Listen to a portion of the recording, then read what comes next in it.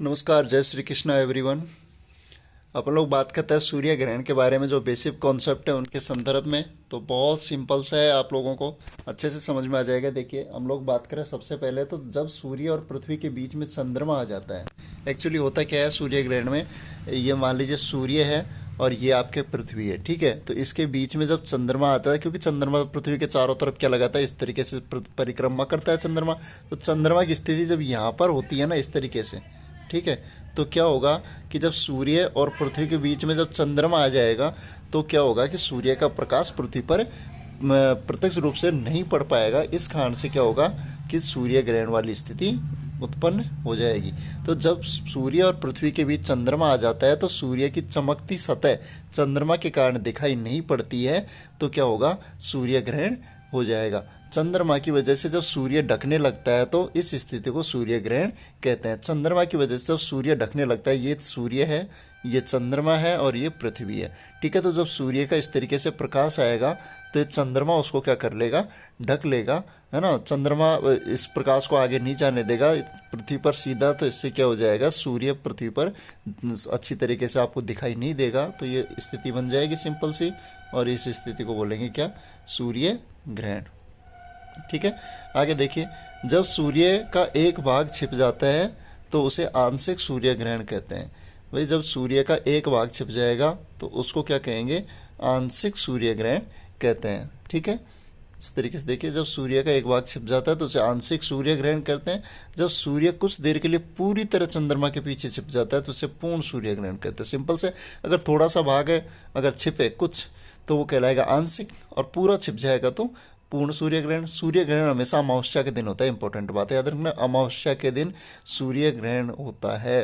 अमावस्या के दिन ही सूर्य ग्रहण की स्थिति बनती है। नेक्स्ट देखिए, एक बार चित्र से समझते हैं। तो दोस्तों, ये वाली जो पोजीशन बनती है सूर्य ग्रहण की बनती है इस तरीके से। आपका सन है, सूर्य हो गया, और यहाँ पर क्या हो गई, ये पृथ्वी हो गई, है ना।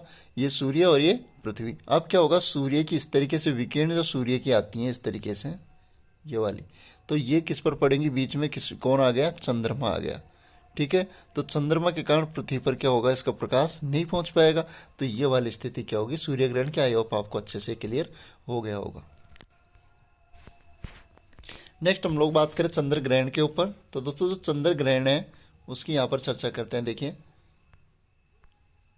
चंद्र ग्रहण, चंद्र ग्रहण की बात करें, जब सूर्य और चंद्रमा के बीच पृथ्वी आ जाती है, सूर्य और चंद्रमा के बीच पृथ्वी आ जाती है, तो पूरी रोशनी चंद्रमा पर, सूर्य की जो पूरी रोशनी है चंद्रमा पर नहीं पड़ती, इसे क्या कहते हैं, चंद्र ग्रहण।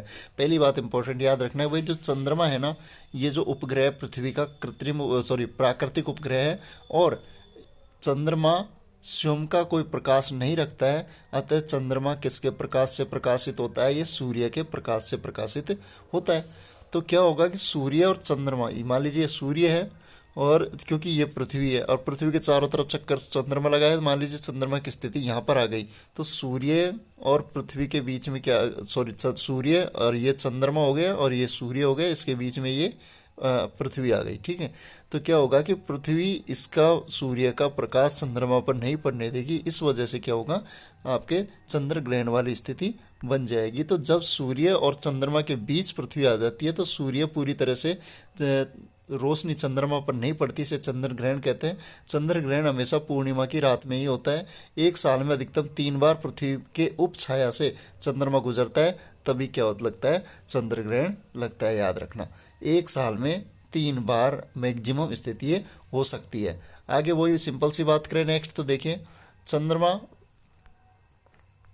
देखिए, तो सूर्य ग्रहण की तरह चंद्र ग्रहण भी आंशिक और पूर्ण हो सकता है। अगर कम भाग, अगर उस पर सूर्य का प्रकाश पहुंचे तो आंशिक हो जाएगा, जबकि बिल्कुल पहुंचेगा ही नहीं तो वो क्या हो जाएगा, आपका पूर्ण चंद्र ग्रहण हो जाएगा। तो चंद्र ग्रहण की स्थिति को भी एक बार देख लेते हैं चित्र के माध्यम से।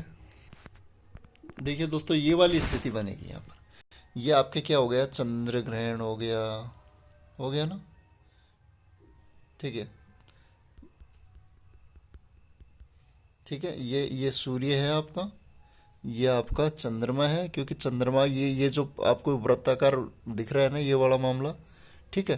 तो चंद्रमा इस कक्ष, ये वृत्ताकार जो क्षेत्र है इसमें होकर पृथ्वी के चारों ओर क्या लगाता है, वृत्ताकार कक्ष में चंद्रमा घूमता रहता है इस तरीके से। ठीक है, तो चंद्रमा घूमते घूमते कहाँ पहुंच गया, यहाँ पहुंच गया इस जगह पर। अब बीच में क्या आ गई, पृथ्वी आ गई। तो इस तरीके से जो सूर्य की विकिरण आएंगी, ठीक है, ये किस पर नहीं पड़ेंगी, चंद्रमा पर नहीं पड़ेंगी। तो क्या हो जाएगा, चंद्र ग्रहण वाली स्थिति बन जाएगी। एक बार डायग्राम को अच्छे से आप लोग देख लीजिए। अब आपको ये समझ में आ गया होगा, सिंपल सा टॉपिक है। धन्यवाद सभी को, शेयर और सब्सक्राइब जरूर करें।